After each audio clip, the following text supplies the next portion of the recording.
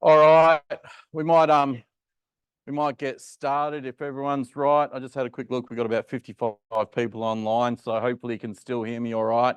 If there's any troubles, I've got the Q&A open for the guys online to chuck anything in. I'll keep an eye on that. Please persevere with us a little bit. We're just getting probably the first time we've really tried to do a webinar and a face-to-face at the same time. So we've been mucking around with it a little bit. So hopefully this works all right. What we'll do firstly, Martin, is there anything we need to worry about in regards to the room? Not really. Must areas out in the courtyard. So if we have sirens go off, just meet out there. Toilets down the passageway. Yep. That's about it. Yeah, and probably just want to thank Martin and obviously TAFE for making the facilities available for us again, sort of thing. So yeah, it's really appreciated being able to do that. So also today, probably just a bit more housekeeping as well. What we'll do is I've got a few slides to run through. That'll hopefully, I'm sure you've probably got a heap of questions anyway, but might jog you for some more questions. Hopefully it answers some of them so we don't get inundated with 50 million questions. Gemma here, Brett? No? Okay, cool. So I'm not, and Martin's here too, so Martin can answer questions as well. So yeah, so what we'll do, hopefully this will take probably about 20 minutes, 25 minutes to run through this quick sort of presentation and some information there. And then really what I wanted to do is open it up to any sort of questions. What I'd ask is, obviously the people online can't hear you guys, so they can only hear me really. So if we have a question from the floor, I'll probably repeat it so that everyone online can hear it and then answer the question. Likewise, for the people that are joining us via online, if you can type your questions in the Q&A thing, and I'll read that out to the group here, and then I'll answer it as best I can as well. I might even throw to Martin maybe, but we'll see how we go, and maybe Gemma when she gets here too. For this afternoon, I just want to put a bit of a special thank you out to our sponsors that have jumped in on this. So we've got Deswick, CA Kennedy, UPG, Apatella, Land Surveys and Mine Survey Plus. So thanks for help chipping in for this. We were going to put the money on the bar and we'll do some drinks and some nibbles down at Claysbrook after this. So I'll run through that towards at the end, but yeah, we'll basically run through and run in that. I'll probably just start with, this has been I know it's been a slow process. We're working with government and everything to actually get this implemented and everything, and working through a lot of things. Please remember that Martin, myself, Gemma, Dione and Lee and all that, we're all volunteers on the SCAC committee. We've all got our jobs and everything, so it takes time, not only for ourselves, but also if you ever had to deal with government departments and stuff like that, you'll actually understand that takes time as well. And sometimes the feedback from them is not there and lacking too sometimes. So this has been a long journey. I know I've been doing this for a long time, and there's a lot of people in here that have been on that journey with us as well. So hopefully we're getting there and finally getting something where we can actually work through it. So so we'll run through some information stuff on it today. So as I said before, I'm the SCAC Industry Representative and currently the AIMS Vice President. We've got Martin, who's here as our Educational Representative on the SCAC Committee, and hopefully Gemma will be here soon. She's also the Industry Representative as well. It's not going to work for me now. That'd be right.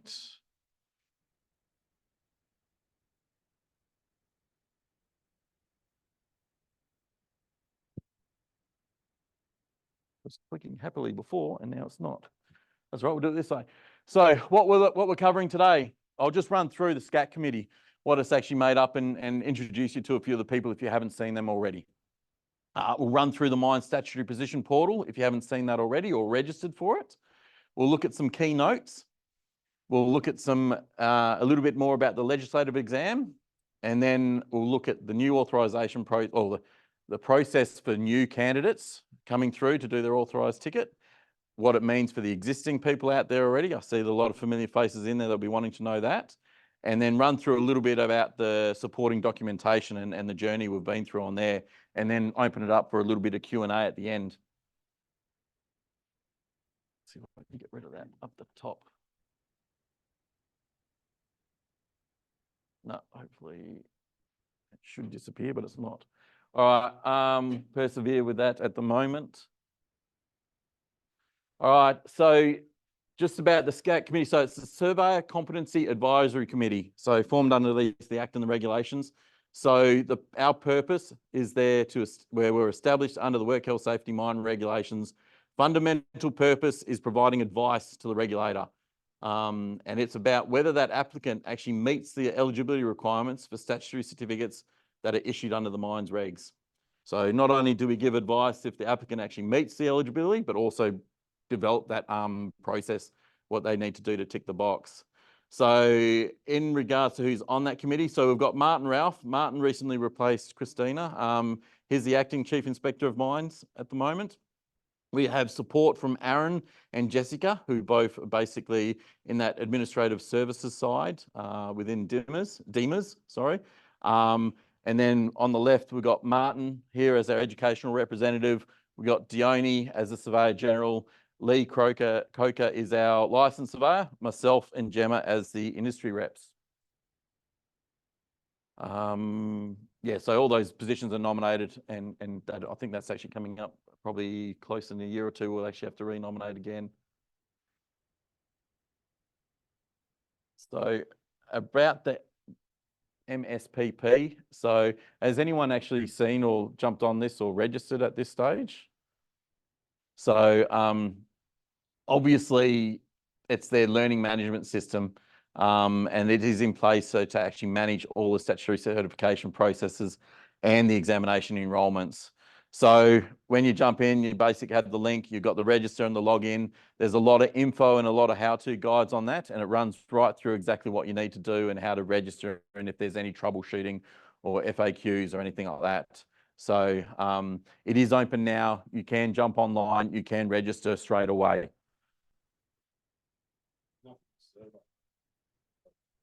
There is now. Yeah, I found it last night. That's what I was saying about the feedback from the mines department. I was supposed to let me know, and yeah, I found it, but that's all right. Just in regards to the information and the collection of it. So here's some of the information that will be required for when you actually register. So you've got your legislation there. So your name, your gender, your date of birth, and your place of birth. So that's actually required under those two regulations there. Then you've got the rest of it. Your full name, again, your date of birth, the address, telephone number, the USI number, which you need, that has to be loaded up. Contact details, we'll be asking for a police clearance, documentation of your relevant experience, evidence of your qualifications, and some roles require evidence of training, which may include first aid. So that's actually there so that as the committee for surveying, we can assess your suitability to actually hold that statutory certificate. So it's the same as the first class managers or quarry managers, site at senior executive. They'll actually load some or all of that documentation so that we can actually review it and make that assessment. And then for the invigilation side of it, that's the full name and date of birth. That's to verify your identity. That particularly comes into place when you're talking about the legislative exam when you attend that. Got that way. For those that haven't looked at it and logged in, this is my login at the moment. So you can see, you can basically do a search for any statutory position or certificate you wish to apply for. Obviously, survey isn't there. We haven't turned it on yet. All the other roles are in there. I've registered for the statutory supervisor's role, and we'll talk a little bit about more of that in a minute. There is news further down. Again, there's more information through that one about if you click on the new certificates and statutory positions, it gives you a list of all the ones that are actually available to you. So if anyone has their quarry manager's ticket, you can find that straight away. And if there's any other roles that you actually hold as well. There's the transitional certificates moving from the old MSIA regulations through to the new 2022 2 regulations, runs through that information. And then again, the how-to guides and info and everything is in there. So it's laid out pretty well. And it's pretty good to be able to actually jump in there and do that. When you actually look at one of the roles that you're actually looking at doing one of the certificates, so this is what it comes up with. There's 2 sections. I haven't got the description part. There's generally 2 tabs. There's the description, which gives you an idea of how to actually run through the process. And then there's this tab, which is actually the processes itself. So depending on which role you're actually applying for, which certificate, these will vary. They'll be slightly different. So, and for this one, for example, there is the exam that you need to do. So you can click on this and actually enroll in either Perth, Bunbury or Kalgoorlie with what's available. And then once you do all that, once you've enrolled in that, you'll then actually become available in here when you actually go attend the exam. So when you attend the exam, you need to take your login details because they'll ask you to log into this so you can access it. And that's how they manage it. You can't basically rock up and see it on a link or anything. You need your registration and your link details to actually jump in online in their computers. All their computers are locked down. It's not open to the internet and everything else like that. It's quite secure in how they do it to ensure that there's no skullduggery or anything like that going on with it all. So eventually, hopefully we'll get the other ones turned on and we can do it. I'll go through a little bit more on stuff around that as well. So the key notes around it all. So at the moment, the commencement date for authorised mine surveyor applications, both new and existing, is still to be confirmed. We're working through and discussing when we actually turn that on. So the main reason around that is these risk management units. As I've mentioned before in a few presentations and seminars and stuff like that, is that there was an oversight in the surveys in actually requiring that as part of the role for that statutory role or certificate. We actually endorse units similar to the quarry managers and everything else like that. We wanted to stay away from the 2 units that like the statutory supervisor just needs, the 2 units. We've actually made it that we want the 3. So the reason for holding off on the actual authorised mine surveyors is the regulations and everything at the moment do not give us any flexibility or power to actually be able to say, if we open it up and you do that qualification and get that certificate, at a later stage ask you to go back and do those risk management units. You can basically do it and say, no, I don't want to do it. We want people to do it. The feedback we get from industry and everything else is that this is a good thing. We want it to be in place.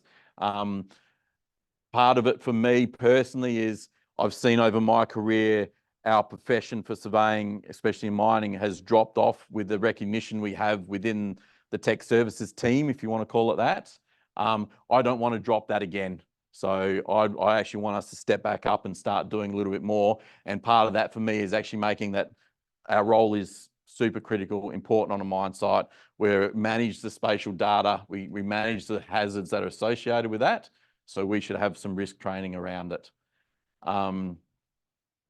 Unfortunately, there is no expected date for the legislation amendments to actually make this happen for us.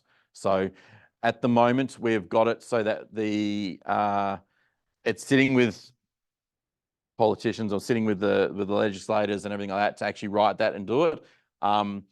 We have sort of got a bit of a time frame or I would say time frame, a deadline in place, because obviously we're going to an election at the end of this year.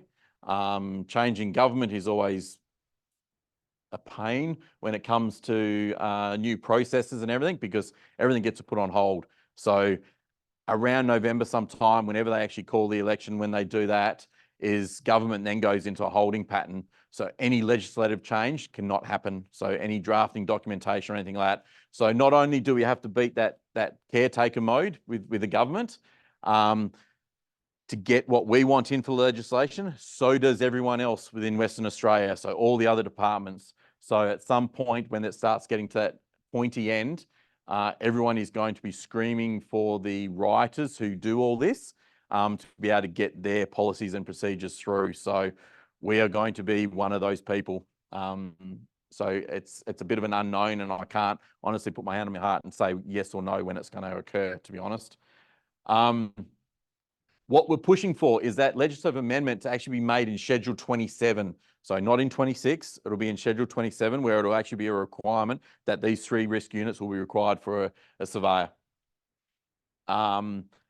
Also, there's a legislative amendments put in place or put forward at the moment to actually allow DEMAs to approve the training providers. So what we're saying there is at the moment, again, there's no mechanism within the regulations that actually allows us to dictate what risk unit you can go do. It needs to be by a recognised training organisation, obviously.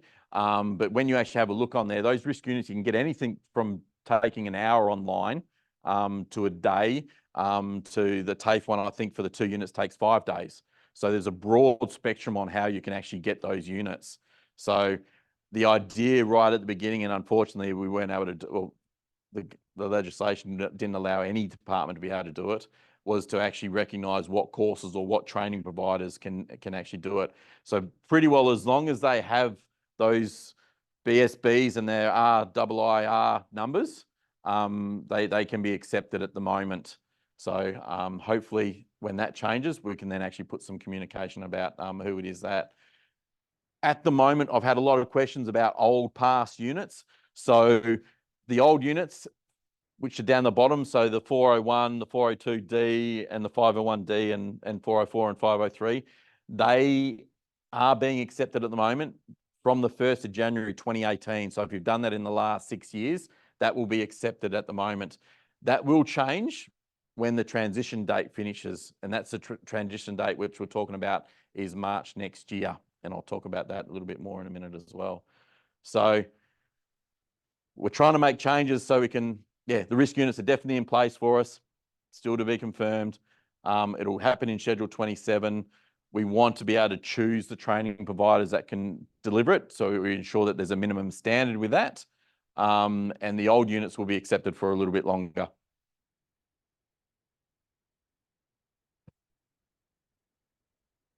What else? So as we mentioned before, that current transition period actually ends the 31st of March 2025. That should be. That's a mistake. Sorry, I missed that one. So don't panic. I'll fix that before I send this out or make it available. So what we raised it quite a while ago that we had some concerns with obviously delaying our process, that having the time to get everyone through in what we're talking about now, less than 12 months. So the DEMAs actually acknowledged that and have already looked at an extension period. Originally, we were talking 1 year, but they've also realised now that it's probably not going to be sufficient time either. So they may go 2 years, they may go a year, then they may do another extension again. They're all options on the table.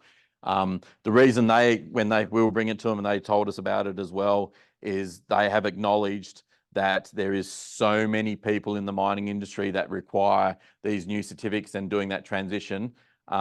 They do not have the computer resources, the locations, and the people to actually facilitate and manage the certificates and the law exams that are up there. So they acknowledged early on, originally it was just going to be Perth. Everyone had to come to Perth. Luckily, they've found some venues down in Bunbury and Kalgoorlie, some partnership with KCGM to be able to do it remotely. They have tried to look up at Karratha and the Pilbara region and other areas as well. It's just unfortunate they don't have the resources in venues that also have the security or internet protection and everything like that to be actually set up their networks and be able to control that. So yeah, that's the struggle at the moment. They're looking at the moment at opening up potentially the old DEMA's office over in Cannington. They've got rooms there. They just don't have computers and everything else to facilitate it. So, and I think a lot of the time it's Aaron and Jess who are actually doing the invigilation side of it and attending it. So they're flat out too. So it comes down to numbers, staff that can actually deliver it. So they're looking at options on how they can actually improve that and make it more readily available. If you jump on that website now and like that statutory supervisor's role that I tried to log in and get in, there's nothing for the next 4 to 6 weeks. And pretty well as soon as they become available, they're getting booked out straight away. In regards to surveying, the legislation exam, so we're trying to do the beta testing for that. I've already reached out and there's a number of people in here that have put their hand up to help out with that and really appreciate that. Unfortunately, we still don't have a date where that's been confirmed to actually get you in and have a dummy run on that. So that one's still to happen. That's our sanity check. We'll be asking for feedback on the questions that we've generated and what's sitting there and be able to work through there. We're also looking at a call for the panel members for the oral exam. That should be sent out shortly. That's really going to be an invite only. We've got a heap of people that's already got their names down from previously. They'll straight away get out there. If anyone is interested in doing that or becoming a part of it, can reach out to myself and we can look at doing that. Again, we've got lots of people putting their hands up and everything like that. So we just want to try and keep a little bit of a control on it because, yeah, I know we'll get inundated, which is great. It's really great to see. So, yeah, the more support we get, the better. Now, around the S26 with the statutory supervisors, at a recent meeting, we were talking around that one and it came, we had a bit of a discussion around it all. We had Martin, obviously the chief inspector there, and we had another mines inspector in there as well. And I didn't think of this at the time, but it's quite relevant now that we're actually all now under the expectation that anyone supervising a team should actually have this certificate. And I know I've been speaking to a couple of mining companies already, and they're already onto that. They've already got their seniors and everything looking at it. So what we're sort of looking at or encouraging and really promoting for industry is that if you're in charge of a survey team, whether that's being a senior surveyor, survey superintendent or something like that, you should hold that ticket. It's up to the mine site to appoint you into that ticket and everything like that. But I think as a minimum, you should be actually doing that and having that ticket as well. So with that one, as I said before, the risk management, there's only the two. So they're the two that's actually required by the surveyors as well. So I was sort of looking at the moment is like, yes, we don't have our surveyors one open at the moment. The statutory supervisors one is there. Go do those risk units, go do that qualification. You've got it. Then it's only the extra risk unit you can do, and then you can jump straight in and start doing your surveyors one as well. And just a little note as well, and we'll talk about this for some feedback later on. CPD, again, this is sort of recently discussed. We're actually hoping to add this to part of the legislation amendments. I've talked about it before that the MSPP, that learning LMS system actually has functionality in the background to tack on a CPD process so that they can actually turn that on. And the feedback we get from Martin and the team within Demers is that is something that they want to look at for a lot of the roles. So not just for surveying, for the quarry managers, the first class managers, your underground managers and stuff like that. So yeah, that is another project in itself, so to speak. So we just got to get through this transition period first.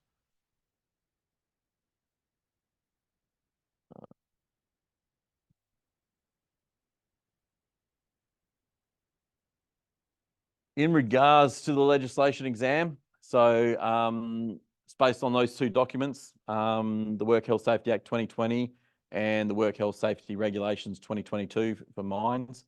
It doesn't test you on the code of practice, doesn't test you on anything else. It just focuses on those two. It's comprised of 3 sections, like before. The section 1, section 2 are mandatory in the general section that reference everything, or could be taken from anywhere within those 2 documents. And the pass marks required, and then that role specific in section 3. So what I'll say, it's a 3-hour exam. The results pass, fail, immediately available immediately, and if the time permits, you've actually got the opportunity to review the questions. It won't tell you the answer, but you can once you hit submit, you pretty well can't. I think you can't get it back. So it's only while you can answer all the questions, you can do it. Trying to think what I did it so long ago now. Trying to remember. We'll have some new guinea pigs shortly. They can go through it too. Sorry. But once you hit submit for assessment, you can't see it for review, can you? Yeah, that's what I thought. I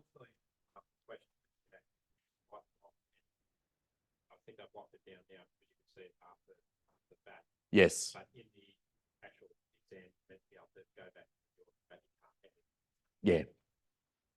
So you get an opportunity there. So you get that 3 attempts per year to sit and pass it again. And it's open book. I haven't had a chance. You can take your own regulations in, and I know you're allowed to like put sticky notes on it, sort of thing. You can flag it up. I had a question recently about can you write on it? We were supposed to have a meeting last Friday where I was going to find out about that, but unfortunately, our meeting was cancelled, so I haven't been able to find that out for you yet. So I don't know, unless anyone else is aware, you can write in the book and take the book in with written stuff on it or not. But yeah, I'll hopefully find out. A little tip, like I'd do it, take it out of that black folder if they give it to you, take it out there and get it and spread it out. It makes it so much easier to read through it. What I'll say is that with this examination process, unfortunately, if you're going to do the statutory supervisor's role and then go back and do your surveyor's one, you're going to go for 2-3 hour exams. You're going to get potentially tested on the same questions in section 1 and section 2. So, yeah, there's a lot of questions, probably not, but unfortunately you have to do that. I agree. I'll say it. It doesn't make sense. They could open up a lot more opportunity for people to attend exams if you only had to go back and do your role specific one, but that's where it sits at the moment. I think I've heard of people doing 4 exams sort of thing or something like that. So yeah, it's cumbersome. All right, process flow. So what does that actually mean on how do you need to go through and do this when we finally open this up? So obviously go and create your account. You search for the certificate that you want to apply for. Then you enroll and it gives you that access or that learning path. You will then go through, you'll submit your supporting documents. And for a new authorised mine surveyor, so a candidate that's actually trying to apply for the first time, you'll upload your risk units certificates, completion that you've done. You'll upload your qualification. I'll go through the documentation at the end of this one, which goes through a little bit more. The experience that you've had, your letters, and your national police clearance. Once that's all been loaded up, it will be submitted to WorkSafe for a review. They'll go through, check all that, make sure it ticks all the boxes, and then it opens up for your actual exam. I'll just put a caveat on this. This may change a little bit. This hasn't been finalised. This is from conversations that I've had where how it should look. So it might be slightly different when we get to it, but this will be 95% there. From there, you can, once they've approved and open it up for you, you can then select the legislative exam or you can select the oral exam. Originally, I thought there was going to be you would go do the law exam first, pass that, and then we'll open up the oral exam. Doesn't look like that's the case. You can do either one first. So you can do your oral exam first, or you can do your law exam, or you can do them both at the same time. Jump on, enroll in both, and away you go.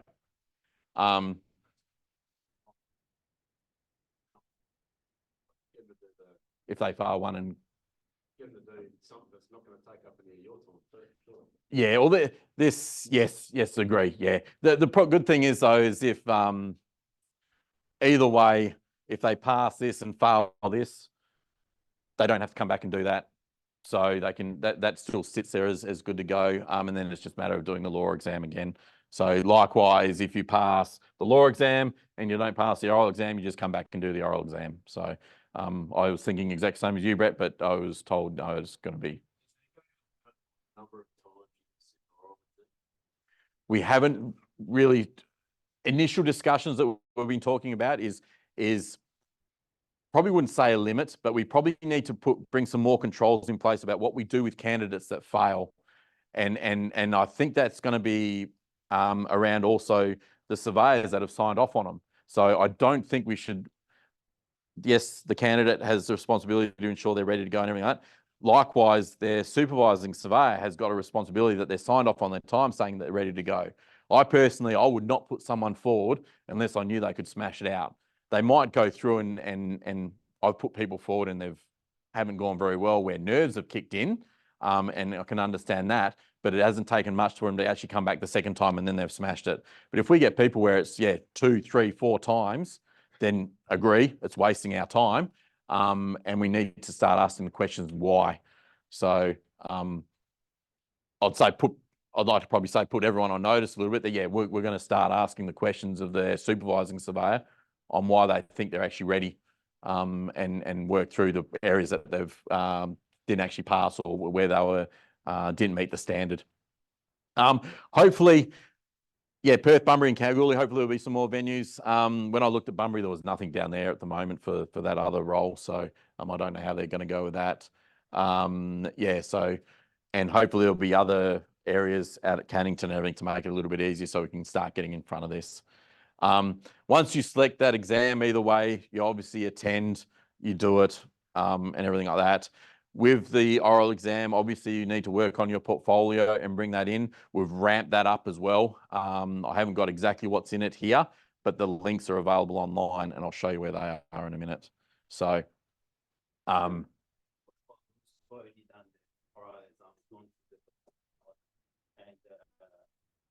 not actually got a certification and they're just waiting for the legislation.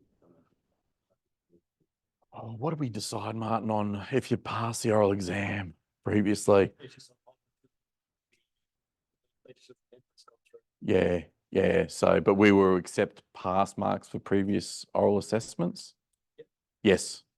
Yeah. So as long as you've been endorsed under that old process, yeah, we're not going to make you do it again. So, yeah, so there might, I don't think there would be too many people in that list. I'm pretty sure when we were getting to that stop point, we were trying to get everyone through and everything else like that. So, because I think, yeah, the only reason you wouldn't have would be more around your qualifications, your mining or your geology unit that you need to do and come through that way. Once both of those have been completed, it will then come through to us as a committee to review. Any additional information we'll ask and submit it back, but hopefully there shouldn't be. Then hopefully, honestly, once you pass the law exam, pass the oral exam, it's pretty well just rubber stamping it as we go through. So, yeah, all this checking qualifications and everything, that'll be all done here in the first pass. So this process will actually make it a lot easier. So that's for new candidates. Where's the mouse gone? For you existing authorised mine surveyors, a little bit simpler, obviously mainly around the portfolio. But again, it's the same process rolling through and everything like that. When you get that, submit that supporting documentation, again, the risk units, we really want that to be in place. And you need the old MSI A94 certificate of competency. If you don't have that, or if you've lost it, please reach out to Aaron at Deemers and request a copy straight away. So yeah, you will need to upload that to prove that you've actually passed it in or done it in the past. Maybe police clearance, not confirmed or anything like that yet. That's what I mean. This is my best estimate of what it looks like. Like I say, it still hasn't been documented or process flowed through properly. I just wanted to give you an update of how it's sort of looking and what it is. So again, that'll be a work safe review just to make sure that it ticks the box. Again, then that will open up for the law exam, complete it, and then it goes straight through to a certificate award. It does not come to us for a review or anything else like that. It basically, as soon as you've passed that law exam, pretty well your new certificate will be available for you online. You just log back into the MSPP, your new certificate will be there and it'll be downloaded. So it's pretty simple for us as existing. I don't know for those that may wish to have a grade 1 and a grade 2. I know there's a couple I remember conversations in the past. I don't know if that means you will have to go and do both exams. So that might be your choice. Me, I'm just going for my grade 1. I'll do that. Makes you wondering if I even do it at all, to be honest, with the amount of field work I do nowadays. I see there's a couple of questions. I'll get to those in a minute with that. I think I've only got one more slide to go. So around this supporting material, like we were talking about before, so what we've completed and endorsed as a committee. So we have made available a statement of experience template for grade 1 and grade 2. What that looks like is it's just a form. It removes the need for having to write that letter that we know gets copied and pasted around and sent to every single man and his dog in the industry and female. And I've seen letters come in for the thing that I remember were written back when I did mine, sort of thing. So we might as well make it a template. So it's there. What we ask is that each employer that you work for and each mine site that you work for, you complete a template for each one. So there's only the position on there for one signature and one sort of company and everything. So fill in the details of what you've done experience-wise, who the surveyor is, the authorised mine surveyor will sign you off, endorse you and everything on that one document, and then you basically get a collection of them. So if you're moving around over your 2 years, 3 years, however long it is that you're doing your thing, you need to start building them up. Please do them as you go. Don't try and chase it down. I know people that have tried to go back to their supervisor from a couple of years ago and trying to get a letter from them, everything like that. Build that little documentation or that portfolio up as you're going through your career. There is a qualification self-assessment template for grade 1 and grade 2 as well. Now, this is very simple. That unfortunately it doesn't give you a list of the qualifications internationally or locally where it actually tells you what's accepted. It only gives you the broad guideline of what's in the regulations. So that means it's a degree or an advanced diploma, and it has to be 3 years in length. And then there's also the 1 mining unit or 2 mining units for grade 1, 1 mining unit for grade 2, and the geology unit for each as well. So that really is all it comes down to at the moment is your self-assessment, making sure that you've got those and ticking off on it. What I would say is that for those that have got an international qualification or something like that, we have, Mark probably can confirm if I'm wrong or correct, there's a bit of a database of qualifications overseas that we've got, which we've already sort of checked and gone through. But there's also probably a lot that is still changing and everything that will still need a bit of a review. So the idea of this is hopefully it gets that old 80-20 rule, that 80% of the people will just come straight through and go straight through that qualification template and no issues. And then there'll be a small portion of people that will actually have to probably come to Martin for a check and make sure that it aligns. Yeah, it's interesting when you actually probably talk about a bit more the amount of qualifications that are out there and the wording around them and where you sort of can stretch the truth a little bit on it. So, yeah. We've got the oral assessment guideline there in what actually happens or what you do when you come in for the exam, again, for grade 1 and grade 2. And then there's also the portfolio guideline in exactly what's required in it for both grade 1 and grade 2. Very similar. It's just obviously for the underground, we go a little bit more into underground memos and stuff like that. But that's nice and clear now in what we expect. We had a bit of a document there before, which was all right. But yeah, this was a great opportunity to rehash that and get really specific in what we want to see, sort of thing. Because we used to see the standard of portfolios, some were quite poor, but then there were some that were just elite.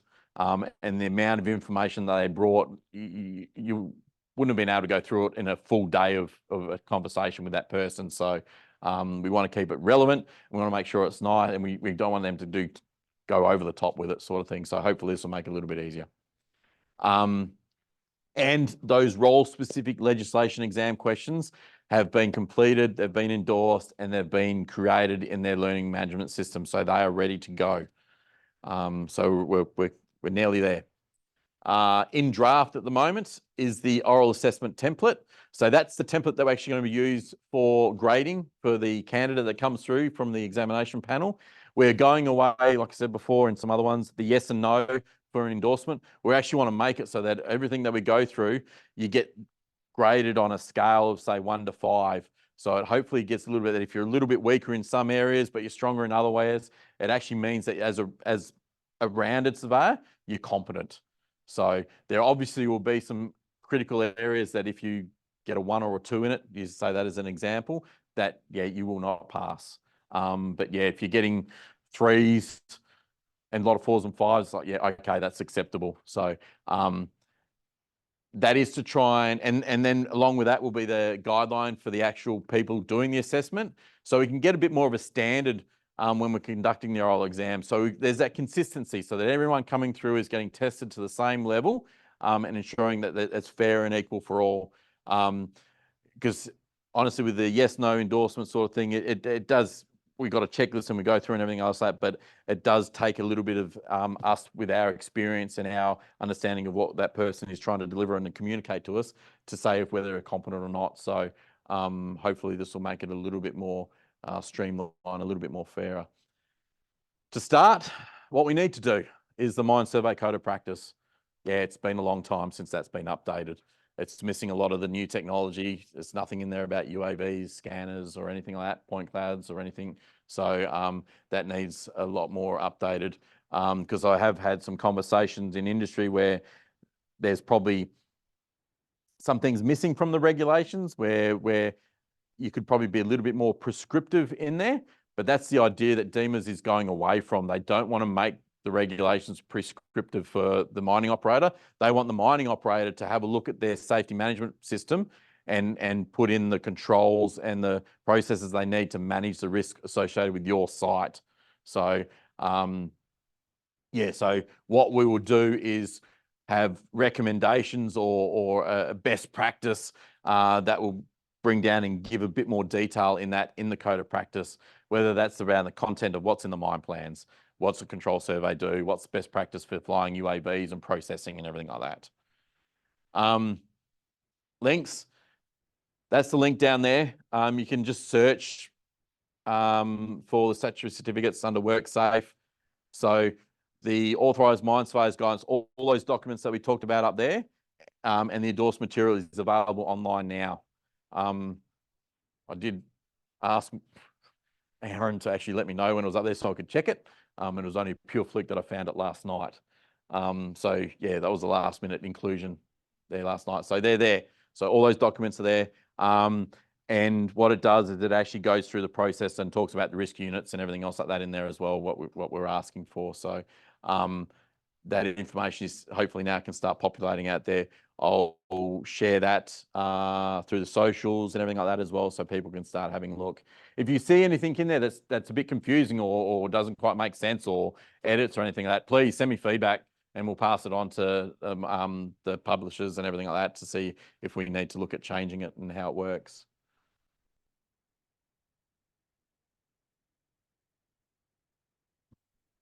Question time. All right, I just had a comment on here that's put up from Nick.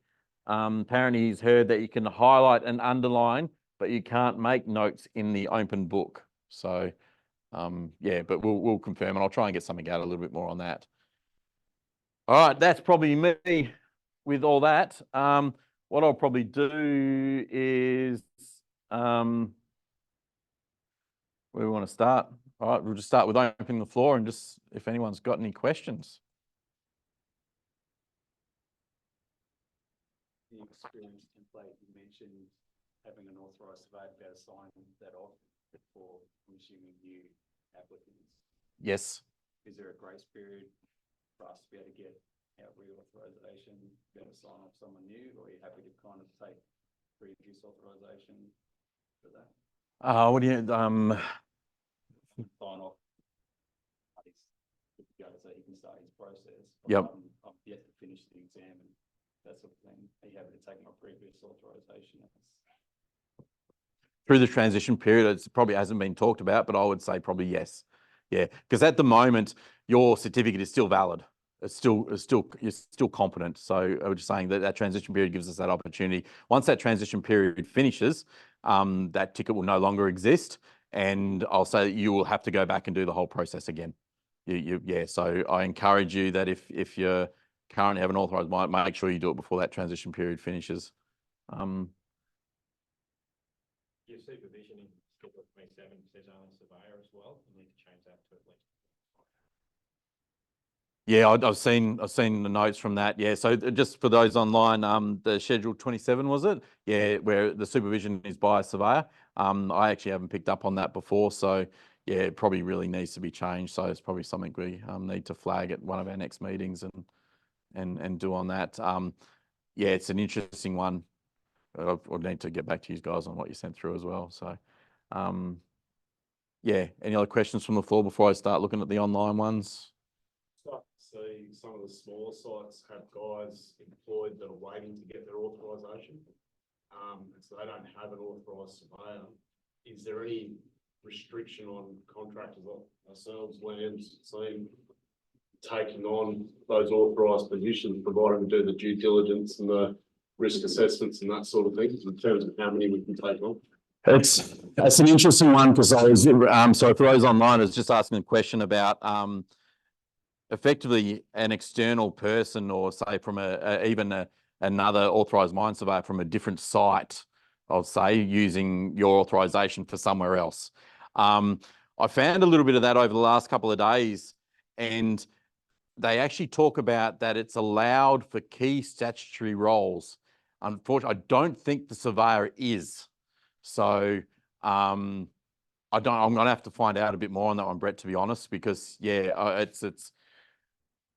agree. I don't really have an objection to it, as long as, like you say, like, mate, we've been in this game for a long time each as well. So I think helping out and being able to do that, and as long as you're doing the checks and balances and taking on that responsibility of what that role means, Obviously, yeah. guys that's charging a nominal day rate, not doing any risk assessments and taking on the authorisation. And I'm like, you're mad. Yeah. Absolutely mad. Yeah, I know. For me, I'd want to be attending site. I'd want to be doing checks and balances on all the processes and systems like that. So, ideally, we want an authorised mine surveyor on site. I don't want to build, say, my business, or see a business out there that's working on just having a going around authorisation ticket. That's not the idea we want with this. I know. Is the idea where you can have? Do we get somewhere down the future where it's like the quarry managers and all that you have to have someone on site that's doing it? That'd be great. I'd love to have it so that in the legislation that you have to have an authorised mine surveyor on site. Anyway, so that may not be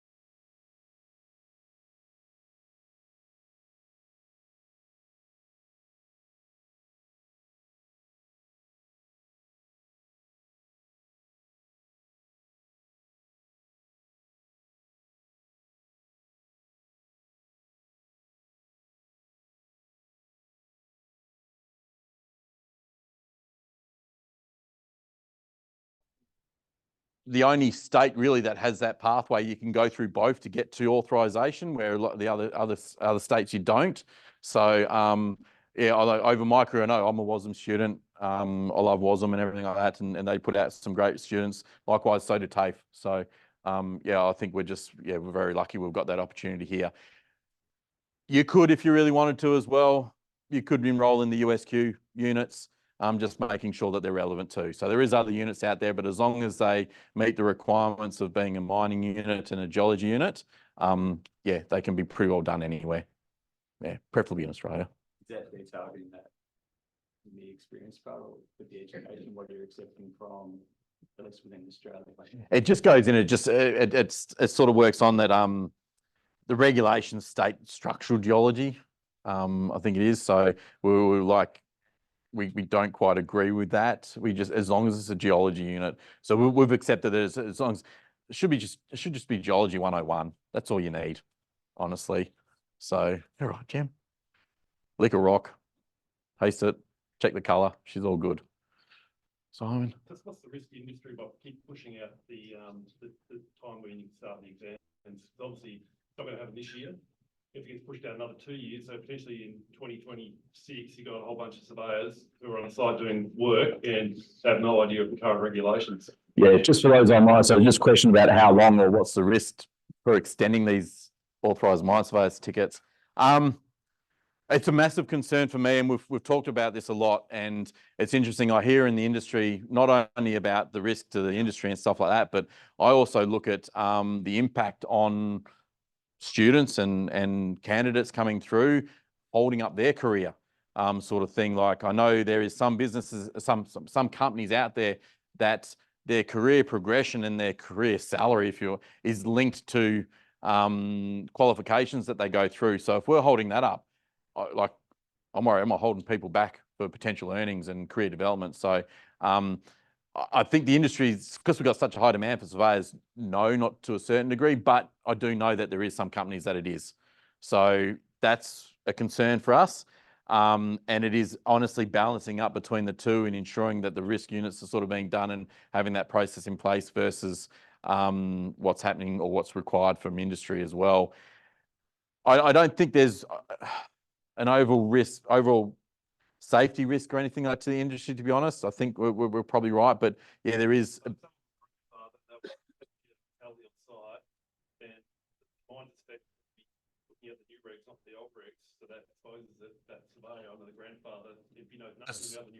Yeah, as long as we're in that transition period, the onus is still on the people on site to ensure that they're working to the new regulations and everything else like that, but you can still operate under your current certificate. So the people doing it and everything like that. Yeah, what I see probably what the biggest risk, if we drag it out, say a couple of years, is how many, I wouldn't say there'd probably be a lot of retirements, but how many senior surveyors or appointed surveyors, authorised surveyors move on to other career opportunities or other getting out of the industry, that all of a sudden that core group that's sitting there at the moment disappear, and those ones coming through underneath who don't have those quals yet aren't stepping up into those roles. So that's probably the biggest risk.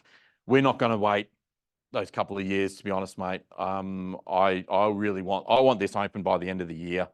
I want it by the middle of the year, to be honest. So I know Martin Rao is pulling out some of the stuff with the legislative amendments, and it was in with a big pool of recommendations and sitting before the publishers for action.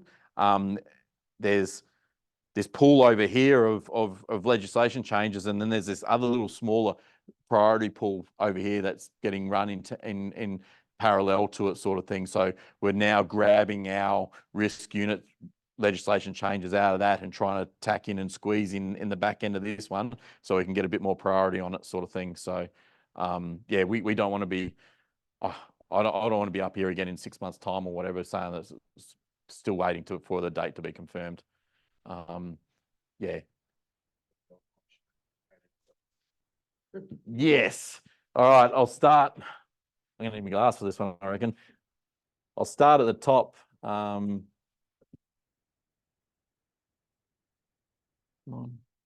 Over this side.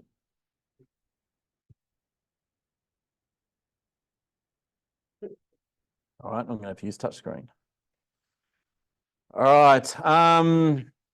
One of the first questions here we've got, if you've already done the statutory supervisor's legislation exam, will be required to sit S1 and S2 again, or required to just do S3.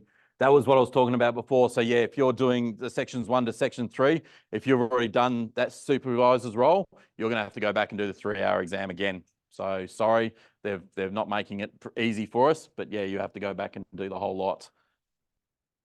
Let me see if I can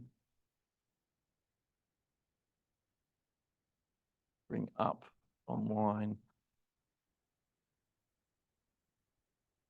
Go. All right, this might make it a little bit easier. All right, what else we got now? Who's the point of contact for assessing international qualifications? Martin's the one that does it all. Please don't inundate him with emails. I'm sure he doesn't want. Martin, how would you prefer it to go through, Aaron? Yeah. So please, if you have anything that needs to be reviewed for qualifications, you got any questions or anything on that, please send it to Aaron Bender at the Mines Department. He will then flick out anything through that. So what I'd probably say is I'm always available. I'm happy to answer any questions, anything like that. But for the qualifications, it really needs to go through Martin. So anything formal like that, please send it through as a request through the mines department, and they'll pass it on to the relevant person to be able to do that. Nick confirmed there before about the highlighting and underlining. I'll hopefully find out more on that. Ian, in regards to the geology qualification, completed geology and geophysics units at Australian University as part of the mining engineering diploma. I'd probably say yes, without seeing it in detail, but if it's a basic geology unit, yeah, obviously we'd probably ask for the breakdown of it, the synopsis or whatever it is. But yeah, I would say it probably would be accepted. And then does the geology unit in the old mine and engineering survey degree taught at Curtin be sufficient? I'd say yes on that one too.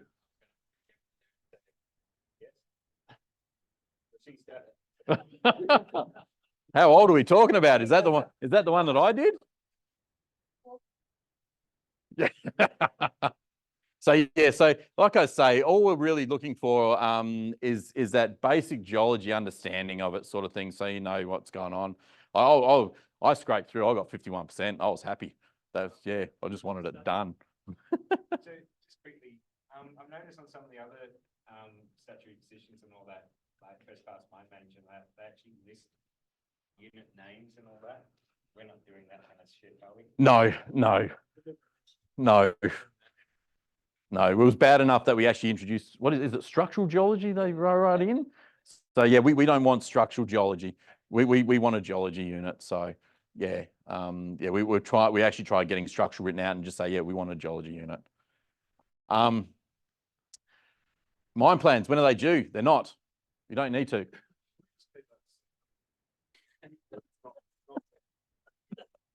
So yeah, what I will say is they have to be done at suspension and care and maintenance and closure. They have to be submitted. Yes. Yes.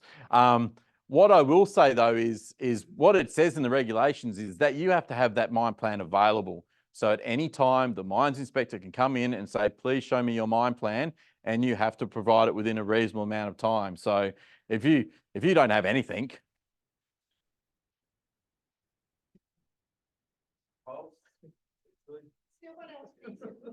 yes. I would encourage ready so that they could be submitted. And I know that there's software out there. Like honestly, once you've got everything in your data in place, most of it's a macro. And you just press and it should be able to pump out your plans. So yeah, I think the old school way of where we used to hand draw, Gemma. Yep. And trace it.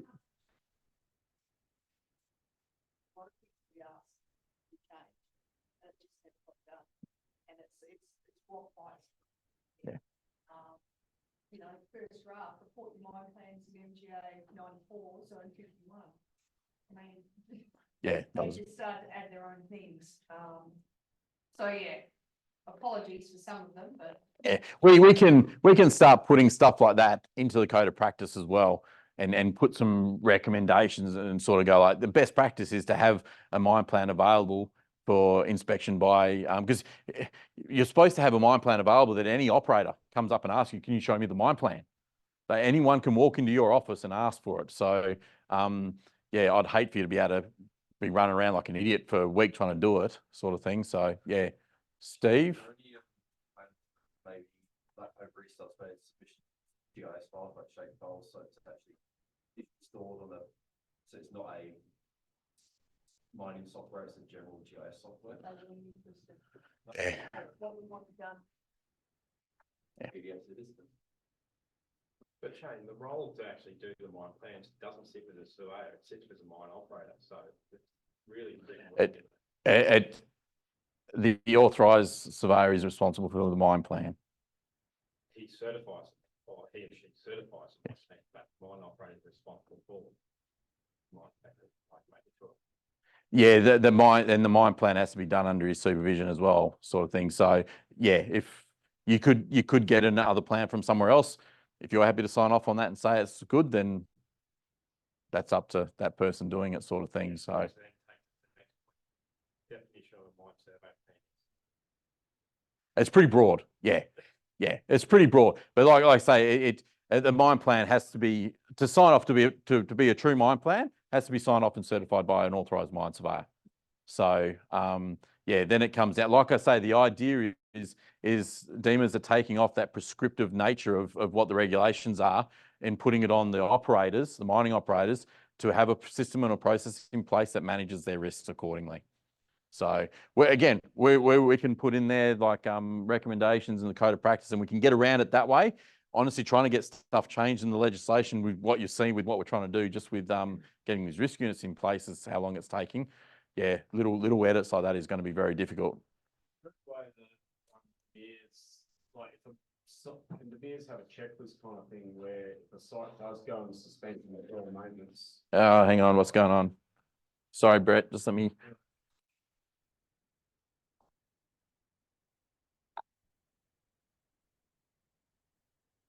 Where's the mouse gone?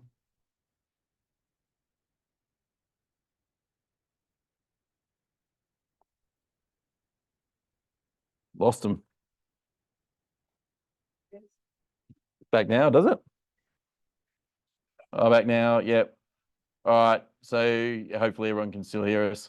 Let me just check. I'll go back up to here. Sorry, let me just get to where we were, Brett, for that one. Sorry, Brett, what was that?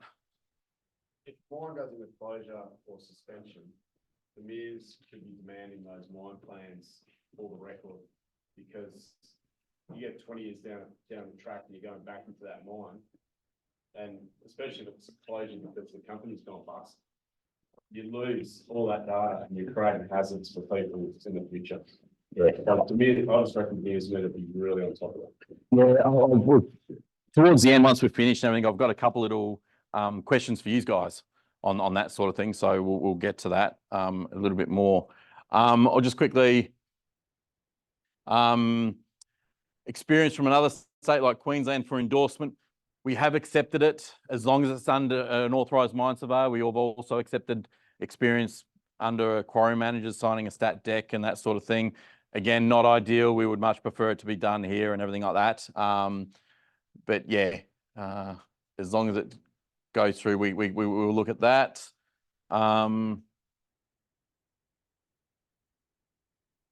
Hopefully we didn't lose many people for too long. Can you consider the qualification international that is already recognised in Queensland and use it in WA? I'd almost go, if you're in Queensland or New South Wales, apply for mutual recognition if you've already got it over there. So I would say though, I'm not sure what the Queensland, we would have to assess that qualification, I think, and make sure it ticks the box here. Because I think it probably would be right, but we'd have to check it and just to make sure. I don't want to say yes or no on that one. I'll just say if anyone doesn't get the answer to their questions, they can email me as well and just send it through and I'll make sure I reply as well. What's a realistic time frame for new applicants? People have significant pay rises waiting until they get grade certifications. Again, that's what I was talking about before. I honestly can't put a time frame on that. Like I say, I'd like to see it sooner rather than later. I know it's holding up, and we every month we talk about this at the meeting, and the impact on the industry.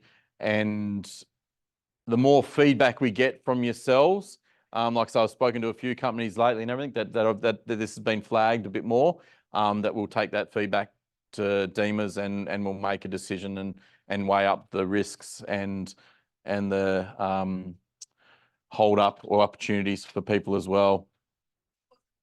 This was not stuff around. We will always pass phase 5. But there's basically 5 phases to moving everyone through this process. Authorised mine surveyors were always part of phase 5, and they've only really released the phase 5 exams to everyone else who's doing phase 5, kind of February. So it's not like we're really running behind. This is what the MERS knew was going to happen. And so we're just saying, yeah, we would just want to make sure everyone's aware that, yeah, what we're trying to work towards with it all and why we're making these decisions and where we're going. In regards to that extension of the transition period, I say it has already been put forward for, again, that's got to be put into legislation as well, because it's a legal document. So that needs to be submitted, published, approved by the minister, and come through on that. So they are working on that now.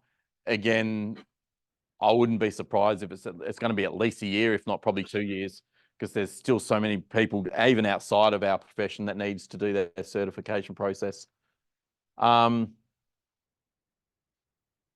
James, will there be? Yeah, the Mine Survey Code of Practice will still be in place. The links are on all the documentations already. It takes you to the old version or the current version of the Code of Practice, and that will be updated. So if you jump online now, you can find it, and it's still in place in its existing form. They are looking at the publicists and the drafting people and everything like that in updating it to remove the reference to the old regulations and make sure they've actually got the new regulations in there. So yeah, there's a bit to be edited on that one. We'll look at, sharing stuff for everyone as well. Presentation and recording, we'll see how it goes and how big it is. And regarding Aaron Ben, I'll put a post up with some details on who to contact at Mines Department and everything else like that. And I can email it out to all the attendees here as well, sort of thing. So just want to check, can someone just confirm everything's still online all right? Or are we still dropped out?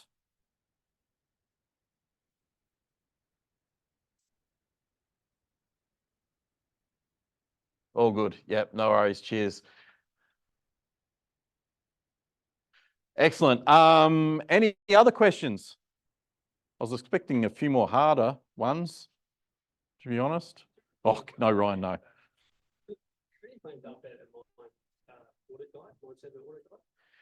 Hasn't been discussed. So just for those online, if you haven't heard, it's just around the Mine Survey Audit Guide. Nothing's been sort of looked at or reviewed on that at this stage. It'll be on the radar, but it's just, honestly, a lot of the focus at the moment is just the authorisation process, the exams and getting that sorted. So we get it because, that audit process is there, but honestly, DEMAs aren't doing anything with it. So it'd be nice to do, which we'll run through a bit more in a sec. Will the new applications be open in 2024? Hope so, but I'm not saying yes or no. I'm afraid we talked before, so we'll just have to wait and see. As we'll keep pushing, we'll keep letting everyone know what's going on, so that as soon as it's available, we can get the ball rolling.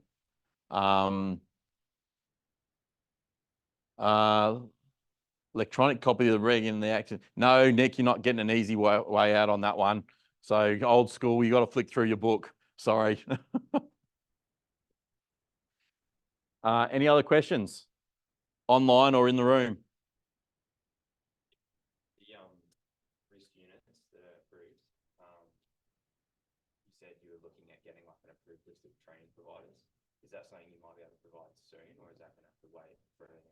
For recognised training organisers, that's probably going to have to wait. The main thing at the moment is we actually got to write into the regulations that we're allowed to do that, because at the moment we can't dictate to people on what vendor they should go and do it through. So they started the process and looking at them all because they were starting to build that database up, sort of thing. But then it popped up that there was no way to be able to do that. So it'll come. So it's a tricky one. The mayor's very keen to have that process in place. Yeah. Because I know there's some dodgy providers out there. Yep. So, but at the moment, I'm not saying Toad. In fact, we must be one of the better ones. Yeah. But at the moment, you can do those risk units anywhere. Yep. Yeah. It's what I would say is if you're doing them at the moment, I think a lot of the bigger companies have engaged training organisations to do it, and I would say more than likely they'll be recognised. What I'll use myself as an example sort of thing. Like, all right, I still got to do those risk units. Do I go out? I'm very time poor. Like, where am I going to find 5 days to go do it sort of thing? I don't know if have you done it yet, Gemma, or has Martin just signed you off? Yeah. So trying to do that, I can understand it's going to be difficult. And I've looked and there is places that you can do it in an hour, 2 hours. And it's just like, you can go do that, but you run the risk that when this transition period comes in place, that won't be recognised, then you're going to have to go do it again. So what I'd encourage is have a look for, I reckon you'd probably be able to find a proper recognised training organisation that'll more than likely be approved. Yeah. Doing it through a company bought an RTO, and then they've got to go back to site and do like a shitload of work once they get back to site. And the completion rate on that is low. Yeah. So to do it, do a 3-day block, and then at a later point in time, you can do a 2-day block. Yep. And it's done, dusted, mixed to get a 3-day block. Yeah. I say that what Martin and the team here have done and got developed is perfect. So yeah, like again, we got the educational facilities here that are really looking after us in that space. So yeah, let's support them as well, as long as they can take the numbers that we want to come through. There was lanes. There's Yeah. filling up quickly. And it's 7 days to you, Shane. We would have, Why does that not surprise me? I've got a question, but before you talk about exams, so the units that are 411 and 414, you have to do an exam on both of those, as in the supervisor and statutory and survey, or it's just the one exam if you've done those units? For the surveyors, there's 3 units. Yep. Survey exam? Yes. No, yeah. So yeah, once we open up, you can go sit the exam and done. If you've got your 3 risk units done, you're nearly there. So yeah.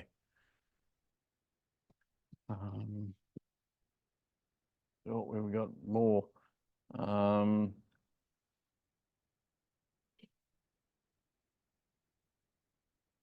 Not about authorized, but when is the national conference price? Yes. So I'll actually say that.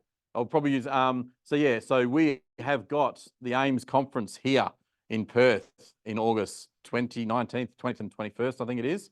So looking at the registration and attendance here and the registration online, I want to smash these East Coast people. I really want us WA people to really rock up to that conference and just show them the amount of people in the profession that we have here, sort of thing. So yes, I work well with my counterparts on the East Coast and everything like that, but I also do have a friendly rivalry with them. So yeah, please, the pricing will come out soon. I'm going through at the moment and talking to our conference images to get agendas sorted out. I've already locked in the MC. I've got a couple of keynote speakers already as well, which one of them will be really interesting coming along for that. We'll be putting a call out for papers shortly. Now, there is a discount to attend the conference if you do a paper. Please have a conversation within your teams, within your businesses or whatever, and see what you can be able to do to bring along for that.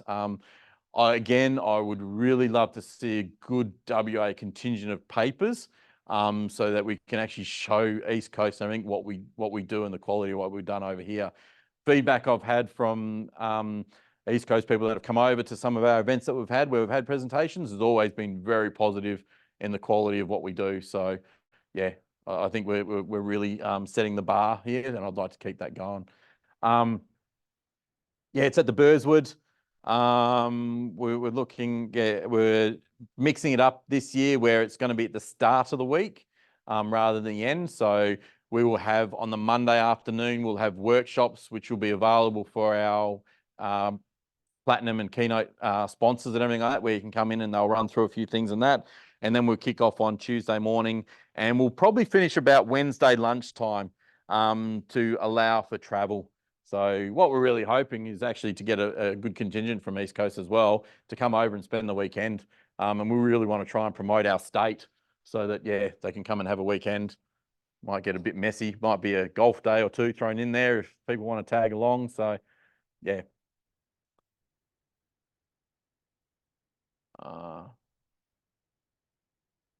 Last question there from Michael. for the portfolio and what to expect on the panel interview, all that's online. That's that oral guidance and the portfolio guidance that's available online. So if you search that WorkSafe statutory certificates, you can see all that documentation there, and it'll actually go through that process of applying for authorisation. No last minute questions before I throw some at yourselves? If you think of anything else, please, obviously Gemma's here, Martin's here. You can always reach out for more, and if you come up with later, and we'll try and share it as far and wide as we can as well.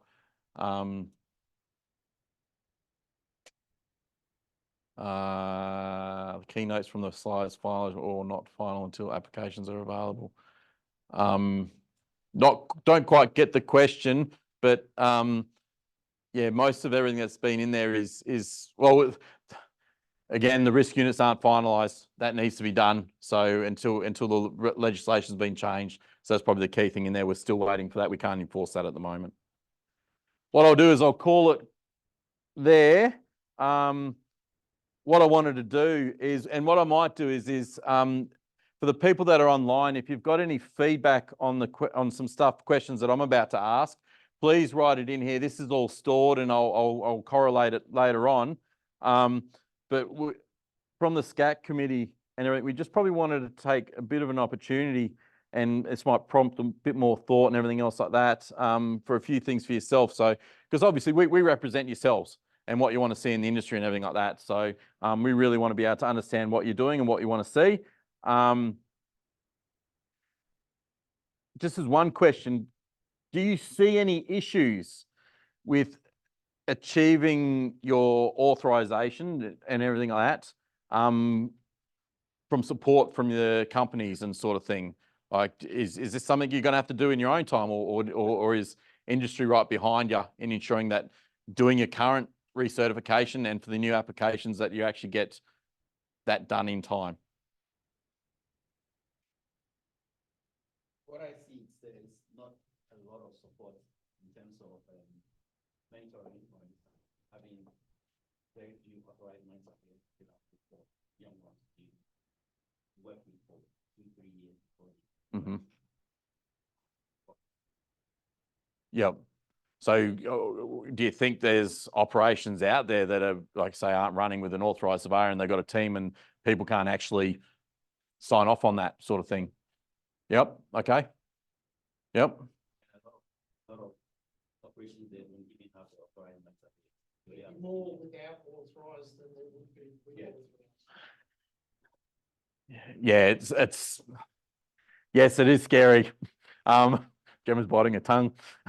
All right, well, I'll go into a little bit more on that in a minute. I've got a bit of an idea. Yeah, CPD is definitely a lot later on. In regards to that CPD, do we have your support in trying to push that? Did make a big difference to I heard there was no up the back. Thoughts on it?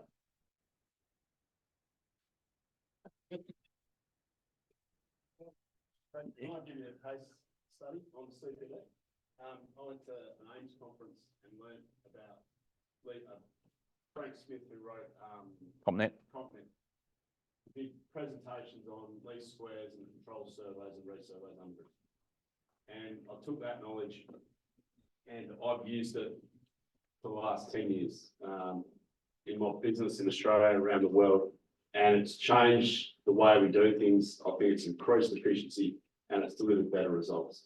I just have a problem where you have to attend or you have to buy the video and watch the video, and most of them are just a scan from the video. It's not actually a really bad. I think the idea of CPD, I think we all agree that having something like that is important. It's how it's managed and facilitated sort of thing. We see through AIMS as an organisation, we see the people trying to do the dodgy with it all and everything else like that. And honestly, it is really hard having a system in place that actually means that the person does the CPD, they actually do it correctly and they get the value out of it as well. I agree, if you're doing it for the sake of just ticking a box, there's no point. So again, I'd like to think we're targeting or going towards the majority more than the minority out there that that don't do the, or take the piss, if you want to call it that, to be, pardon the language sort of thing. But yeah, I think hopefully there's more of a push for it than there is. I agree with Brett. Yeah, there's definitely opportunities to further learn. You're always learning. You're never stopping, sort of thing. And it's just really us as professional institutes and everything else like that, and DEMAs and all that sort of thing, being able to provide opportunities for further learning that actually adds value. Like, yeah, I don't want to waste people's time, so we need to make sure it's relevant. So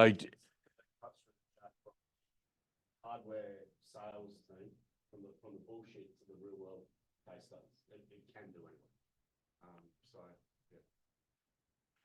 It's also a requirement for mutual recognition with East Coast. East Coast, it's pushed there and they have it. We don't have it at the moment. Yeah. And they won't recognise West Australian surveyors without it. yeah, and that's a big push for us as well, from an AIMS perspective, and even the committee here and everything like that is trying to work towards that national mutual recognition standard sort of thing. And honestly, that's the last little peg, last little thing in our toolkit sort of thing that we just need to do. And I think the great thing in coming, say, third behind sort of Queensland and New South Wales with what they've got, the system that we've been able to manage to build and put in place here is probably the best out of a lot of them, to be honest. We've been managed to pick and choose from each of their processes and systems, and that's how we've sort of built it up, so we get a good balance. We don't want to be as strict and over the top as bossy sort of thing, and Queensland is probably a little bit soft in a few areas, so I think we're right smack bang in the middle where we've got a good ground on it. So CPD, yeah, it's definitely something we want to push. And I see about, like Nick talking about there, the workload. Yeah, it's tricky. You've got to get a balance. There's generally multiple ways of doing CPD. We don't want to make it too onerous either. It's not going to be like, yeah, you got to go get 30 points. And to do that, you're spending almost 6 months of your time studying, sort of thing. Yeah, and for me, it's not about the money. It's making something that's valuable and having a system in place that's fair and just encourages people to go out. But what we also don't want to see is have it so that you can attend one conference and you tick off your CPD, sort of thing. You got to try and get out there a little bit more than, say, once a year. So yeah, a couple of events a year or something like that. Involvement in the industry, doing this, come stand up here and do a presentation and get a couple extra CPD points for it. All those things and options will be in place. So just show of hands for CPD sort of thing. Generally, yeah. I was hoping for a bit more, but we'll keep working on it, and we'll keep working on all the naysayers as well.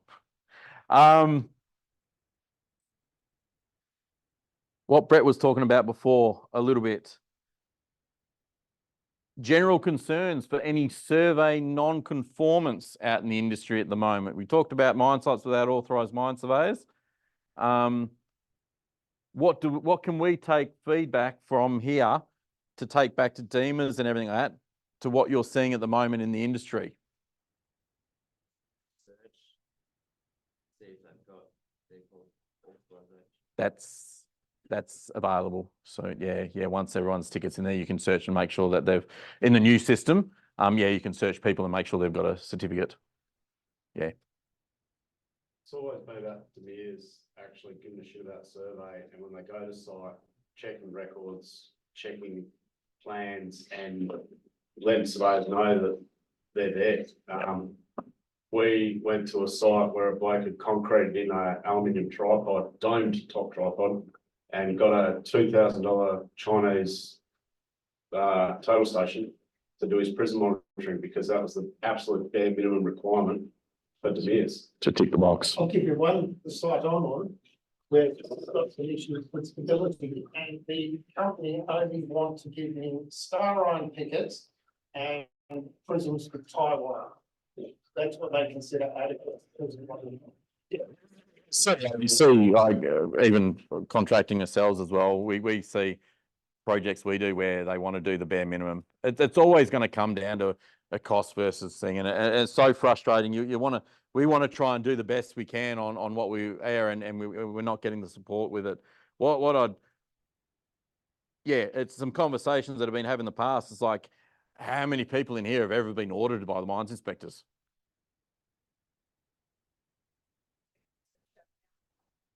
Yep, and my whole career, all the mine sites I've been on, mines, and never ever had a conversation with the mines inspector. So, and that's in junior roles, senior roles, and chief surveyor roles. So, we all know that, and they've got other focuses on sort of thing, and that's probably something that came up a little bit at a bit of a conversation at our last meeting, and probably something that why I'm asking these sort of questions to sort of see is what we start doing is, I pretty well know what the answer is. Do you want us, or is there a drive to probably lobby the mines department a little bit more to actually really start considering a survey inspector? For me personally, I think there needs to be a survey inspector in the mines department. There's an article coming out shortly that I've written where I'll talk about it a little bit in that how do these mining engineers assess or go around and deem, not only when we're looking at losing the certification process, how do they determine someone's competent in survey when they don't know what we do, let alone on a mine site? They don't have a clue. They're sitting next door in our office. They don't know what we need to do or understand the requirements of the regulations. And it says it's in there, but they see it and they read it, but they don't actually understand what it actually means. So I think having someone with that background and focus, I think would have a massive benefit to not only the industry, but to our profession as well.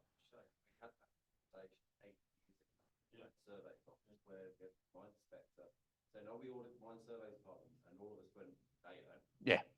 And we brought up the whole thing, so they've heard our voice 8 years ago. Yeah, I know, but I think, yeah, I agree with Gemma. I'd probably say in the last couple of years myself as well, I'm probably getting a little bit older and a little bit more gruff and a little bit more, I don't give a shit anymore. Yeah, it's, yeah. Yeah, I think Martin Ralph at the moment, I think would be a lot more susceptible to this. He hasn't been involved in the past. So it comes down to the people that's there at the time. And sometimes it takes people movement or change for other change to occur. Yes, yep. So Martin's been really good since he's been coming on board. So yeah, and he's been listening and everything else like that. So like I say, it's really, yeah, seeing how we can lobby it, and that might be reaching out to Michelle at Surveyors Australia, like who does this stuff, like and putting it on her radar and getting her over here and talking to the minister and all those sorts of things, and finding someone that can actually push this for us a little bit more, that we don't really have the time to push it a great deal, but I think it's something that we'd definitely like to flag a little bit more if everyone sort of agrees. So I'd like to see that as my retirement job, sort of thing. So yeah.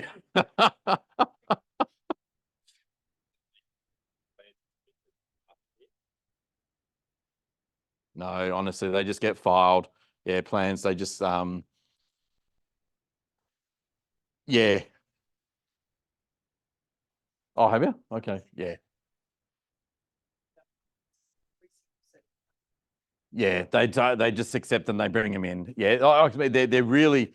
I firmly, strongly believe that there is a role in the mines department where it's someone with a surveying background, someone from this room or something like that that's been around, like I say, that wants to step up, someone that goes in and sits in there.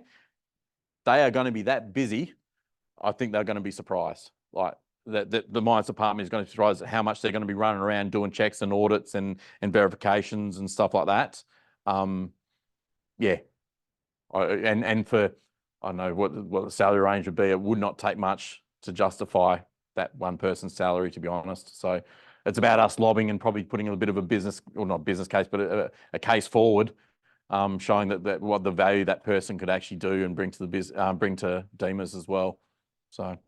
Yeah, because you just rubbish going there. So I've had plans rejected simply because the spot it was slightly out by a mill over like a couple hundred mils on the thing. Yeah. That's because that's the information that gets used in the future. Yep. Yeah. So it's interesting. I can't believe, I know, yeah, we did talk about it a while ago, a few years ago and everything like that. And then it sort of really dropped off the radar. And I think that was the focus was moved towards, shit, we're going to lose certification. Let's make sure we don't do that. And that's where we put all our time and energy was into that, just to maintain that. And now we're putting all our time and energy into the new process, the new regulations, time and energy into the code of practice and all those sorts of things. So it's just, yeah, it's one of those things that's just, throw all that and the time it takes to do that. And then, like I say, dealing with government to actually have it put in place is. Knows our profession to go, like, show me your database, show me your data integrity, show me your emergency plans, can you make your mine plans? So somebody gets our job, what's your boiler look like? Yep. All this kind of stuff, obviously it's underground focus, that's what I know, but having someone who knows what we do to actually audit it and then give good feedback. Yeah, pick through the bullshit, find out what's really there. It's easy enough to bluff someone if they don't know what they're looking for. So yeah, I agree. Someone with that knowledge or that background, yeah, would be great. I see Mike's just got there the comment about QA/QC guidelines with RPF live data. Yeah, that's something we want to build up and work into the code of practice. We really need to. I need to sit down and probably grab Gemma or whatever and start putting a call out for some SMEs in the industry for those experts in those fields, so that we can start building a industry-driven code of practice. I muck around with my little thing at home and have fun with it, but I don't know what to do to make sure it's right. So yeah, we need yourselves to put input into changes to the code of practice so we can actually get it right. It's like anything, bringing yourselves on that journey to make sure it's there and relevant rather than dictating what it should be. So,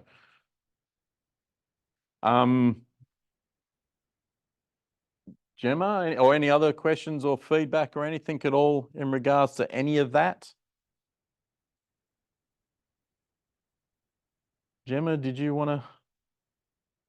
Happy? Martin?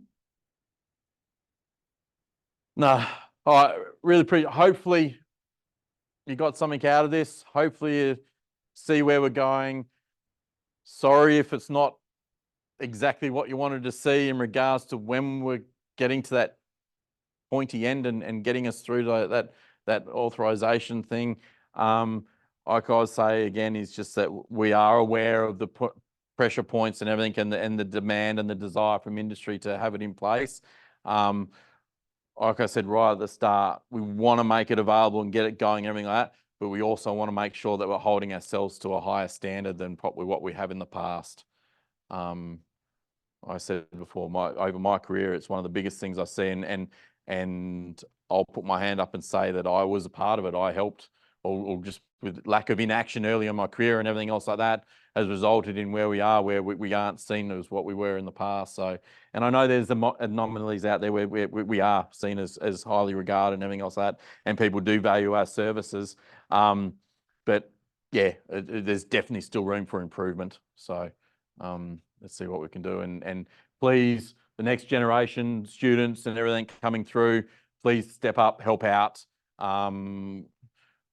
Gemma, Martin, myself, we're not going to be around here forever. There's quite a few people in the team here, in the room here, that will be retiring and all that sort of thing. So this is, you can see the journey that we've gone over so many years on this. It's going to keep going. So at some point we're going to be stepping out, and we need that next wave coming through to be able to keep that this momentum going. So I think we should also just say thanks to Shane, Gemma, Martin.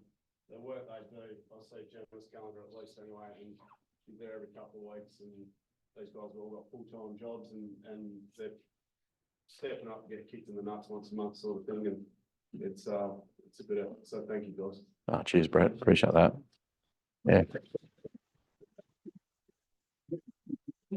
All right, I'm not sure if everyone remembered reading or whatever, but we do have, we got the Claysbrook bar booked for 6, I think it is. So we'll make good time to get down that, and we've got some food and some drinks on the bar there, sort of thing. So yeah, please hang around, come down, have a bit of a feed, have a bit of a drink, have a bit of a chat amongst yourselves. Jem, are you coming? Yeah, Martin. Yeah, so we'll be there.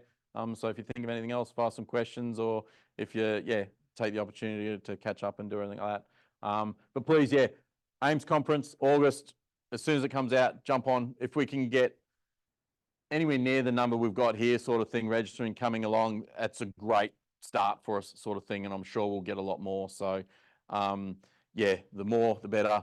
Put your hand up, looking for papers.